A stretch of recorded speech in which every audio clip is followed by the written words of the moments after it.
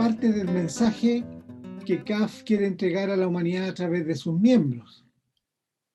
Es el mensaje que pensamos que es el resultado, una vida, una práctica, un compromiso. Y que esta experiencia, después de varios años, algún fruto debería entregar a quienes nos rodean. Nosotros pensamos que sí, que eso efectivamente ha ocurrido con el tiempo, ¿no? El fundador de CAF decía que las almas en CAF se desenvuelven en una forma de espiral, ¿no? Que la conciencia se expande como en una forma de espiral. No es por experiencias místicas que producen transformaciones muy potentes, sino que son transformaciones cotidianas, donde cada día es una oportunidad para ampliar la conciencia, para poder desarrollar la capacidad de amar. A mí me gustaría dejar muy en claro, no soy un gurú, ni un maestro, ni nada de eso. Simplemente una persona que ha hecho una experiencia y que quiere compartir eso. Lo que yo he logrado hacer con estas ideas en mi vida. Y que es una experiencia concreta, es la que he hecho yo. No tengo la verdad absoluta, no estoy consciente de eso. Lo que yo puedo aportar hoy día es lo que yo he vivido durante estos años en CAF. Eso. ¿Qué significa esto? Yo me atrevería a decir, porque es el mejor camino que yo conozco para mi desenvolvimiento espiritual.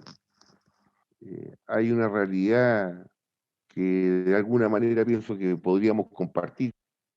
Tenemos muchos más recursos, una mucho mejor calidad de vida, sin embargo, seguimos con los mismos problemas que se planteaban, qué sé yo, los filósofos griegos hace más de 2000 años atrás. Y yo creo que de alguna manera la renuncia presenta una alternativa para resolver esto y hacer que el ser humano se desenvuelva.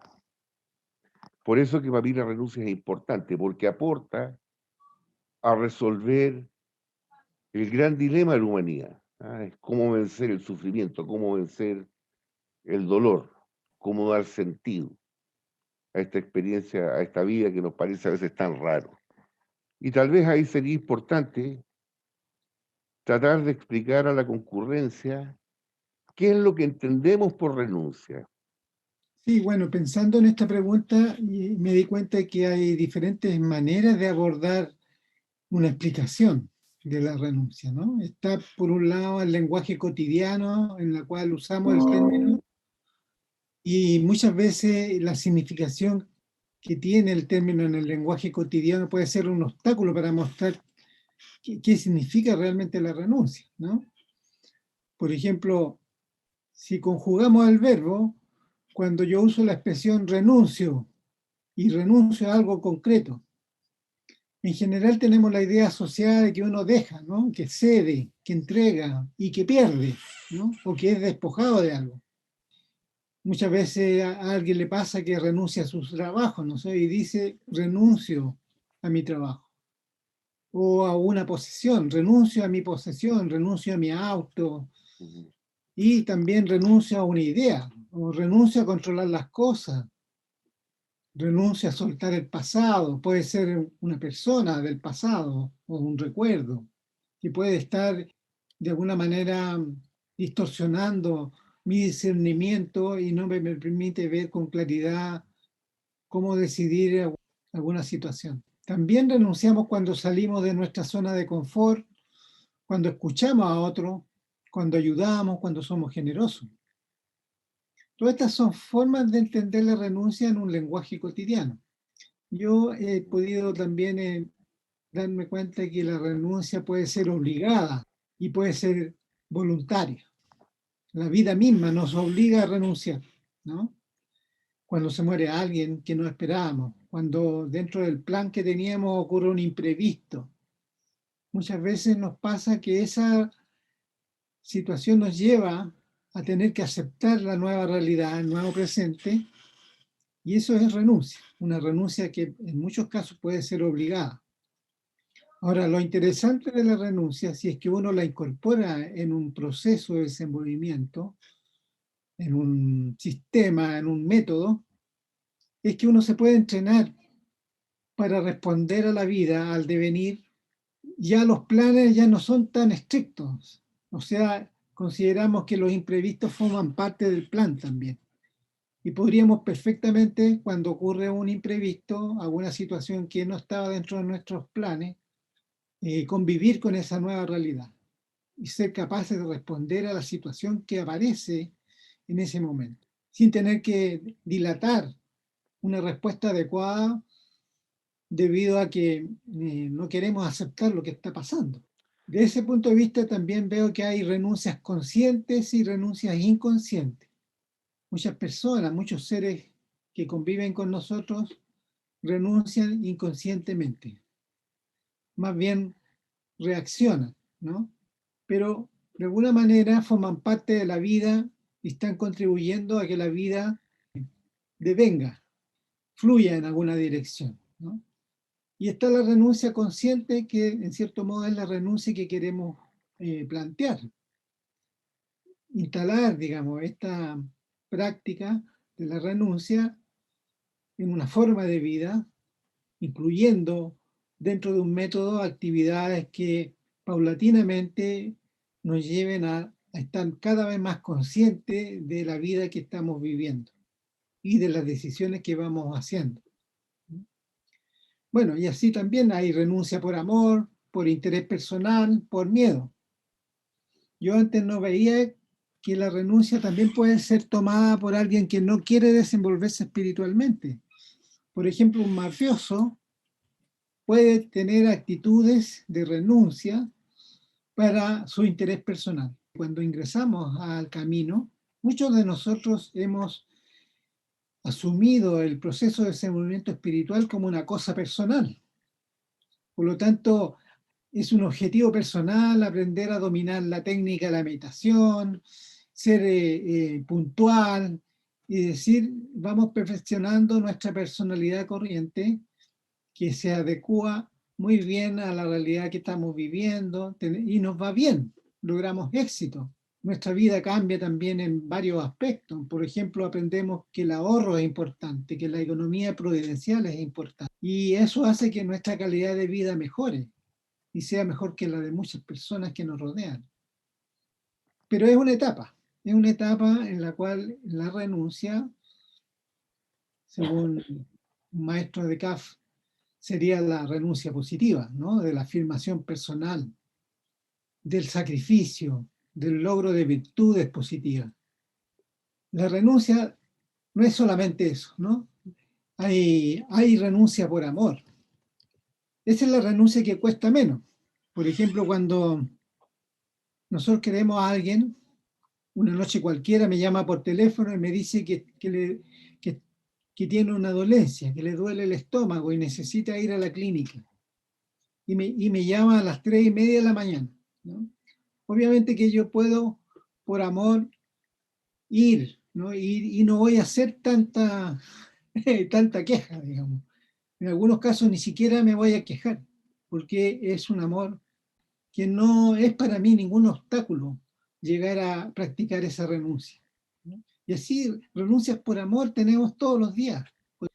Cuando pasamos a comprar un medicamento para la persona que está en casa, que no puede ir, vamos, ¿no? Y ahí hay una clave. En la medida que aumentemos o ampliemos la capacidad de amar, también la renuncia por amor también va ampliándose, ¿no? Porque ya no consideramos como una renuncia dolorosa o de sacrificio, cuando significa ya la renuncia a gusto, la renuncia a bienes o la renuncia a nuestra propia vida, por amor a la humanidad. En CAF también tenemos una mirada de la renuncia, me gustaría comentarla, porque en CAF, cuando se expone esta idea, nos dice que es una ley de la vida y que está implícita en el devenir de la existencia. Eso es algo que agregamos nosotros en la frase, en el eslogan de este diálogo, ¿no? Y yo creo que todos podemos evidenciar esto. El universo, tal como lo percibimos, se expresa en cambios continuos. Y el devenir lo apreciamos cuando nos conectamos con el ahora, ¿no? Cuando somos conscientes de que todo lo que ocurre ahora es cambio continuo y que nada se repite en él. Nadie ve pasar por debajo de un puente la misma agua del río, dice un autor. O en un día de lluvia, la lluvia que estamos viendo no es la misma de ayer, ni la brisa que sentimos hoy fue la misma de ayer. Y podemos apreciar el devenir en muchas expresiones de la naturaleza, las estaciones, por ejemplo. Ahora, todos estos cambios ocurren y de alguna forma nosotros vivimos la renuncia para poder adaptarnos a estos cambios.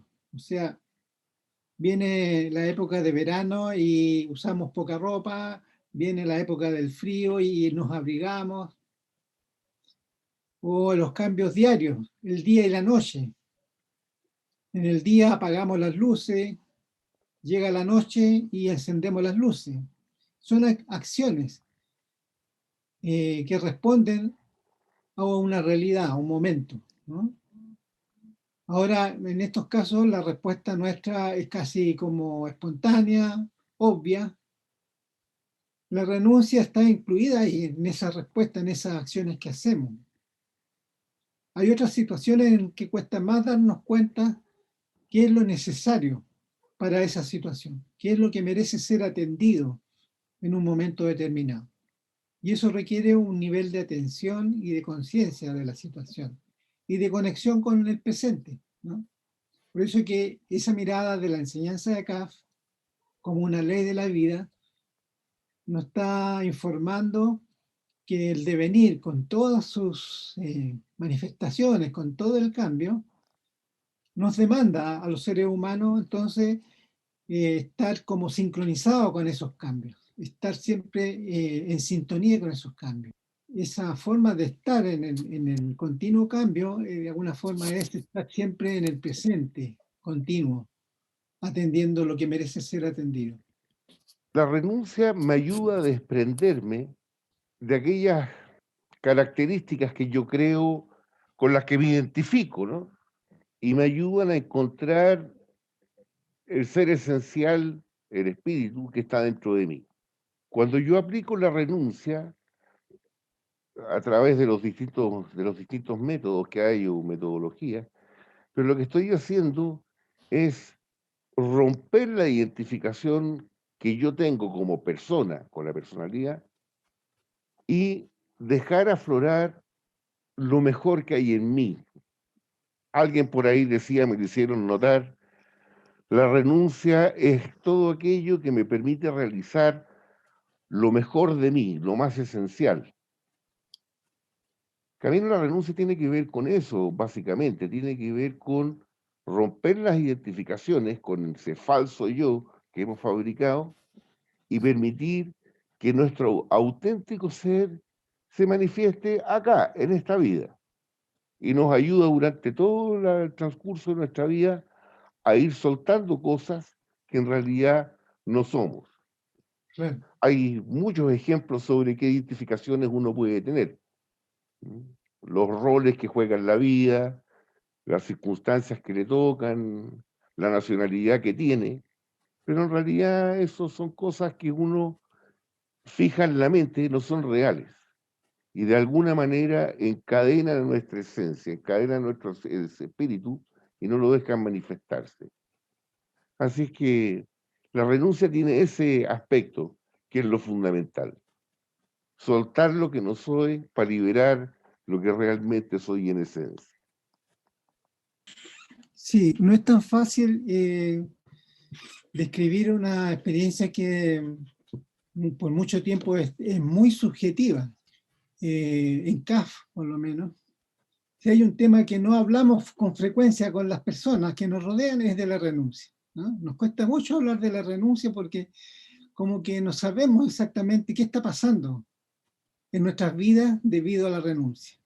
y yo creo que ese es un aspecto que tiene que ver con cómo evidenciamos la renuncia en nosotros mismos o qué es lo que ella produce en la medida que nosotros nos aplicamos con un método basado en la renuncia.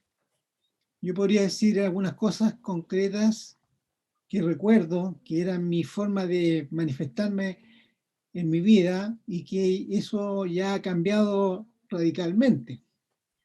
Por ejemplo, por decir algo, el uso del tiempo, de respetar la palabra, de llegar a la hora.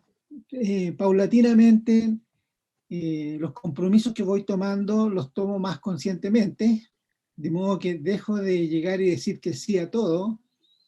Siempre puedo evaluar, digamos, si tengo las competencias o el tiempo para poder atender lo que la vida me demanda. Inicialmente, en las primeras etapas, ese conocimiento de mí mismo no lo tenía. Con el tiempo, la práctica de la renuncia me va enseñando aspectos de mí mismo y obviamente también de los que me rodean, y puedo entonces ir gradualmente midiendo mi respuesta y enfocarme en aquello que realmente tiene valor para todos, ¿no? Para el bien común y para, en el caso particular, en el bien común de la obra.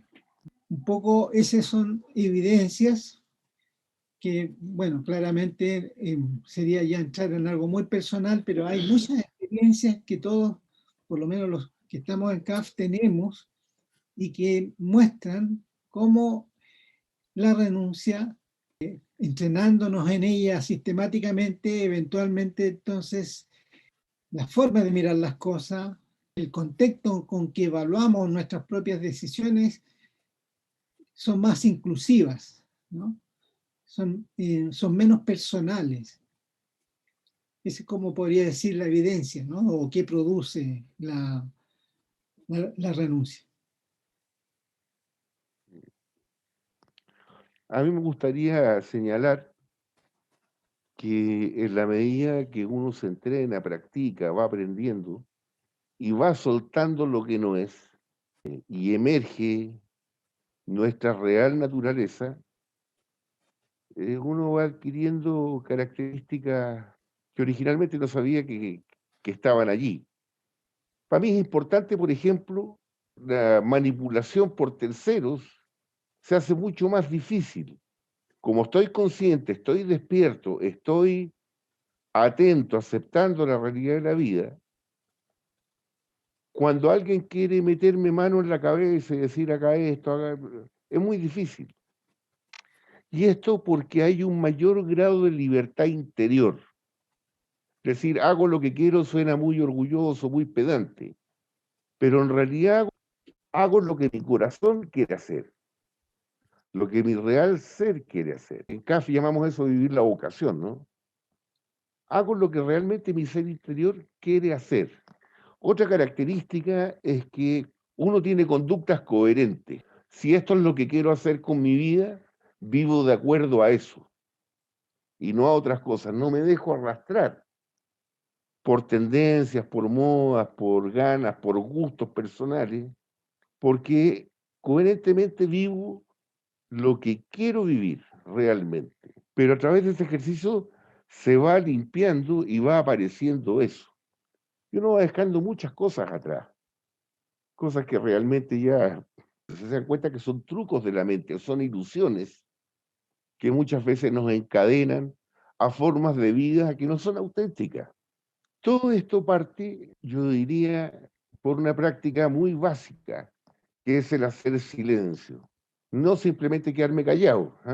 Parar el discurso mental para escucharme, escuchar lo que hay acá adentro, poner atención a lo que hay en mi corazón, en mi real ser, que al principio es muy oscuro, muy enredado, pero poco a poco esta cosa va surgiendo.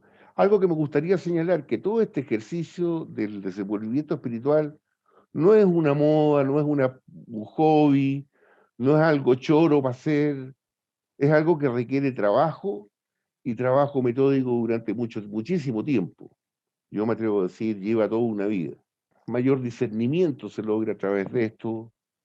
¿Qué aporta la renuncia o cómo se vincula la renuncia con la evolución de la humanidad? Voy a recurrir a la frase que aparece en la nominación de CAF. CAF dice un camino de desenvolvimiento espiritual. Y eso sintetiza de alguna manera cuál es la contribución que quiere ofrecer CAF como una escuela espiritual a la humanidad. Ofrecer medios, condiciones apropiadas para que los integrantes de CAF puedan paulatinamente desenvolverse espiritualmente. Y esta es una expresión que usamos nosotros muy cotidianamente en CAF, pero a veces muchas almas, muchas personas que no son de CAF, no tienen mucha idea qué significa desenvolverse espiritualmente. Y aquí voy a recurrir a algunas imágenes metafóricas, ¿no? Desenvolverse, ¿no es cierto?, significa tratar de descubrir algo que está tapado, algo que está allí cubierto por algo. Y decimos desenvolvimiento espiritual porque la naturaleza de lo que está envuelto es de ese tipo, es espiritual, es la esencia de cada uno de los seres humanos. Y se dice camino, una manera de decir que es un proceso, ¿no? Una secuencia en el tiempo que va ocurriendo, que va permitiendo que el alma vaya desenvolviéndose espiritualmente. Es decir, vamos descubriendo, y esto lo hace el alma misma, va desenvolviendo aquello que cubre su alma, su espíritu, y va expresando su ser esencial, su ser más auténtico. Y va soltando aquello que no es el alma, no es el ser mismo, digamos, ¿no? El espíritu. Va dejando todo lo que decía Marcio antes respecto de la explicación de aquello que uno se identifica, ¿no? Nos identificamos con tantas cosas en la vida y eso de alguna manera empaña o distorsiona la posibilidad de que el espíritu se exprese limpiamente, se pueda despejar a través de nosotros, ¿no? Sin esos sesgos que produce, ¿no es cierto?, lo que se ha formado en nosotros, lo que muchos llaman la personalidad corriente o el ego, ¿no? Que es todo un sistema de pensamiento que se ha instalado en nosotros y que decide por nosotros. Eso es lo más lamentable. Y el desenvolvimiento espiritual va simplificando al alma de tal manera que ya no es el ego el que decide por el alma, sino que es el espíritu, que es otra mirada que también tenemos en CAF cuando nos referimos al desenvolvimiento espiritual, es a la ampliación de la conciencia. Vinculamos lo espiritual con la conciencia, con los estados de conciencia. Cada uno de nosotros tiene un estado de conciencia. El estado de conciencia que uno tenía cuando era adolescente no tiene nada que ver con el estado de conciencia que uno logra después siendo adulto. Y bueno, y ese proceso de ampliación de la conciencia se puede sostener en el tiempo en forma sistemática si uno participa de un proceso diseñado especialmente para eso, ¿no? La vida en sí misma desenvuelve a todos los seres humanos. Todos los seres humanos vamos expandiendo la conciencia, pero el ritmo de esa expansión es más bien espontánea, es más bien gradual. Depende de los acontecimientos que vamos viviendo, que muchas veces es a través del sufrimiento y el dolor. Pero conscientemente, si incorporamos la renuncia a nuestras vidas, podemos no tener que sufrir tanto para expandir nuestra conciencia. Y eso corresponde a lo que denominamos proceso del desenvolvimiento espiritual. Y creo que este es el aporte que CAF le puede ofrecer a la humanidad, a la evolución del ser humano. Sin que pensemos que en realidad la renuncia sea algo de propiedad de CAF, sino que es algo que le pertenece a la humanidad. Es una capacidad que está disponible en cualquier ser humano. Así que por ese lado vería yo la relación que tiene la renuncia con la evolución de la humanidad. Yo creo que todos los que estamos acá hoy día tenemos sueños, ¿ah? Nos gustaría un mundo mejor, una humanidad más justa, sin tanto sufrimiento. Lo que yo aprendí durante estos años es que eso no se consigue por ideologías o por sociologías. Se consigue simplemente con personas o con almas que habitan el planeta más conscientes, más responsables, más presentes, más amorosas. Eso es un poco el trabajo en el que yo creo estar embarcado.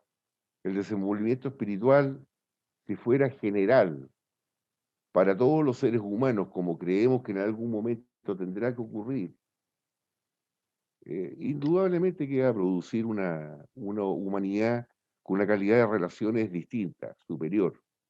Gente que no sea indiferente al dolor, gente que no tenga egoísmo, que no se quede con el vuelto, por ejemplo, esas prácticas tan comunes que vemos hoy día. Tiene que ver con todo eso.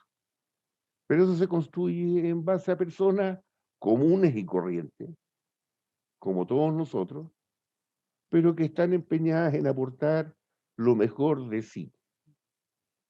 Ahora, cuando hablamos humanidad, hablamos de la gente que tenemos al lado. ¿Ah? Yo no soy un líder de una gran compañía ni nada, pero con mi familia, con los vecinos, con la gente que me relaciono laboralmente, yo produzco un cambio pequeñito en la medida que me hago cargo de mí mismo y bueno, actúo basado en aquel sentir que me genera mi corazón, mi vocación. Es distinto.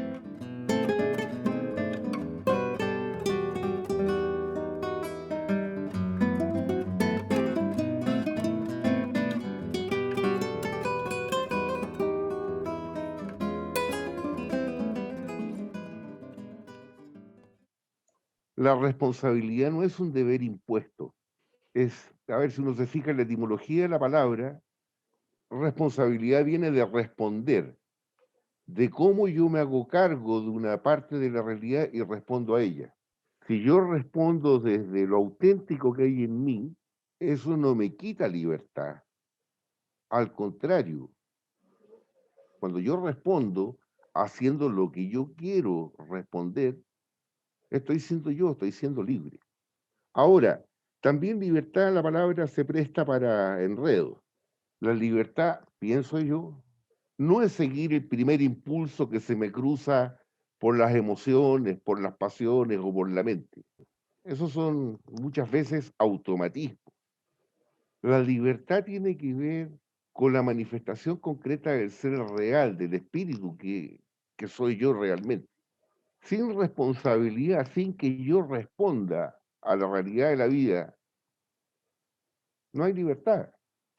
Yo hago lo que yo quiero, yo respondo desde el fondo de mí. Claro, tiene mucho que ver con los deberes cotidianos, esto, lo otro, pero los hago porque yo quiero. Si no cumples con tu rol, con tu función, vas a ser penalizado. Eso no es responsabilidad de la que estamos hablando acá. Por supuesto que es una realidad de la vida, pero la responsabilidad de la que yo hablo tiene que ver con cómo yo respondo libremente a la realidad de mi vida. Eso.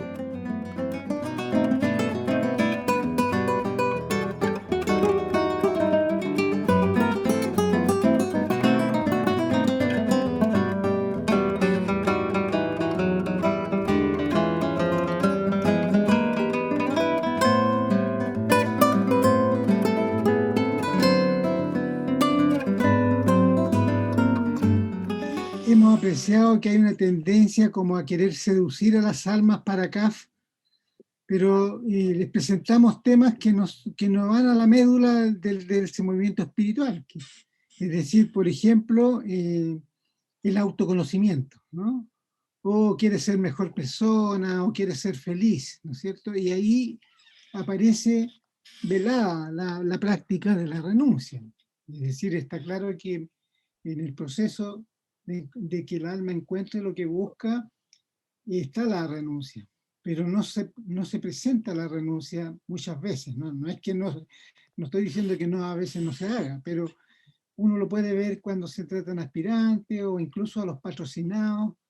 No hay gente que le esté hablando directamente sobre el valor de la renuncia, ¿no?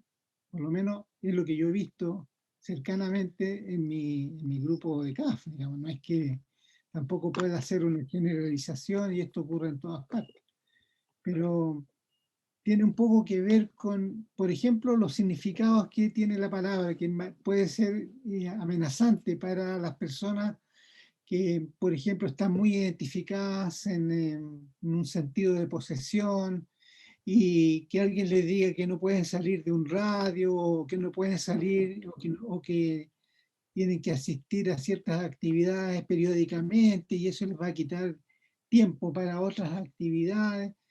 No se enfoca justamente en la renuncia como la herramienta que va a liberar al alma, justamente con esas prácticas, ¿no? Yo creo que por ahí tengo yo señales que me han permitido hacer esa afirmación.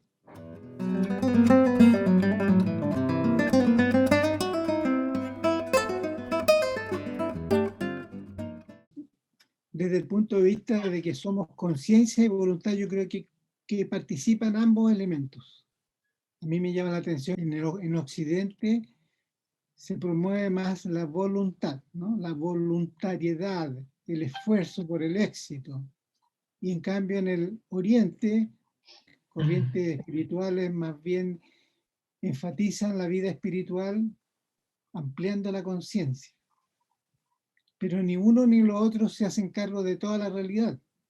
Es decir, yo creo que la cosa va en equilibrio. Ambas expresiones participan en la renuncia. Tanto el conocimiento que produce, el esfuerzo que uno hace por algo, porque eso da un conocimiento, como también la conciencia que surge a partir de ese esfuerzo. Lo que pasa es que uno está lleno de hábitos, de automatismo, de conexiones, no sé si está bien dicho, de conexiones neuronales que determinan conductas, formas de ser, formas de comportarse, formas de vivir. Cuando uno toma conciencia de eso y dice, pucha, esta cuestión ya no me sirve, quiero dejarla atrás. Pero los hábitos, llamémoslos hábitos, son difíciles porque funcionan en automático. Entonces ahí se requiere la aplicación de la voluntad. ¿No? Hacer lo que yo quiero. Sí, bueno, pero tengo un automatismo, un sistema montado que por años me ha llevado a ser de otra manera. Aplico la voluntad. Entonces, como dice Héctor, es una conjunción de dos atributos del espíritu. La conciencia y la voluntad trabajan en conjunto.